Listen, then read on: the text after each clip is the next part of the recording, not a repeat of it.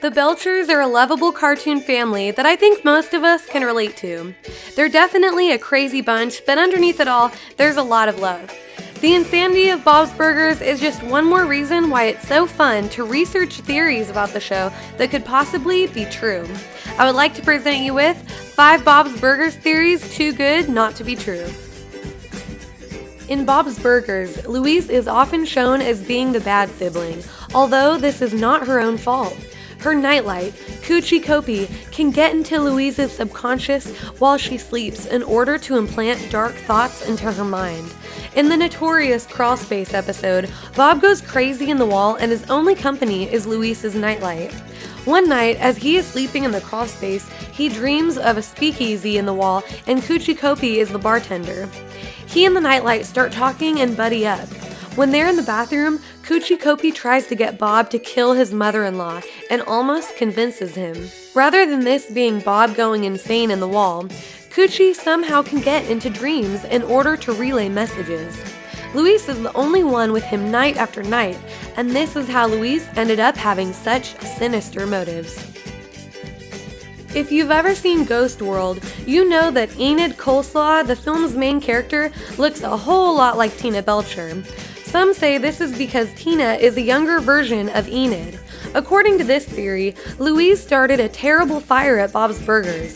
The fire killed Linda, Jean, and Louise. Eventually, Tina and Bob move away to start their lives anew and without grief.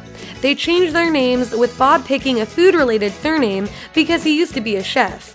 In dealing with her continued grief, Tina, now Enid, ends up losing some of her optimism, but retains her fascination with underdogs.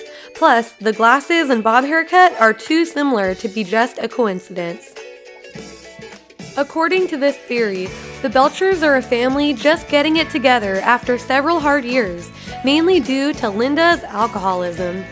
All of the fires that take place in the opening were caused by Linda's drinking. The fires take a toll on the family and they use their collective sense of humor to cope. Linda cheated on Bob with Jimmy Pesto during one of her benders, and Jimmy fell in love with Linda afterwards. This is why Bob and Jimmy hate each other so much. During one of the many fires that take place, Linda rushes out, leaving behind the kids, while Tina freezes and ultimately leaves behind Jean and Louise, which is why Louise and Jean stick together and basically ignore Tina as an authority figure. Bob goes in to save them right as Louise was being burned, somewhere on her head, and later gets bunny ears from Bob to cover the burns. Bob and Linda lose custody for a while after the incident.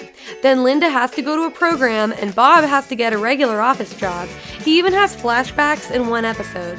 Jean acts out because Louise gets all the sympathy and attention because she was burned and he wasn't. Tina has post-traumatic stress disorder because she was old enough to remember most of the bad times. That's why she daydreams and always buckles under pressure. Louise is mostly normal but is self-conscious about her burns, which is why she is attached to the ears and is critical of others to deflect how she feels about herself. The theory states that Bob was not an alcoholic during this time because he's a lightweight with alcohol, and he might have had a problem with other substances, but not to the degree of Linda. This next theory actually makes a lot of sense when you think about it. According to the theory, Bob is the only sober person on the show, and that everyone else except him, even the kids, are always drunk. That would explain why the characters always cut Bob off mid-sentence, why people always seem to go with the first thing that comes to their minds, and why Bob is largely the most sensible character in the series.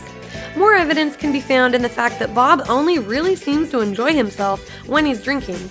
Most other times, he's just sort of cranky and annoyed. Could Bob's Burgers and regular show take place in the same universe? This theory doesn't have much to go on, but I still thought it was interesting enough to throw in anyways. In the episode Free Cake, Mordecai and Rigby visit a wedding in an attempt to get free cake. It says that the wedding is for Bob and Linda, and I have to wonder, is this the same Bob and Linda from Bob's Burgers? Although there are no anthropomorphic animals in Bob's Burgers like there is on regular show, this theory still might fit. After all, isn't it perfectly fitting that the animals in regular show are just humans that are on drugs and are so high that they think they're animals / look like animals? There is a third connection to another Cartoon Network show, Gravity Falls. If you look at the storefront owned by Stan and Ford Pines, it does look an awful lot like the Belchers' apartment. Could Stan and Ford have once owned it before the Belchers acquired it? The only thing that's different is the architecture, but the building could have been remodeled since the 60s, right? Plus, voice actress Kristen Schaal does the voice of both Louise on Bob's Burgers and Mabel Pines on Gravity Falls. Makes sense to me. Thanks for watching. I hope you guys enjoyed the video. If you did, please leave a like and subscribe. Until next time, peace you guys.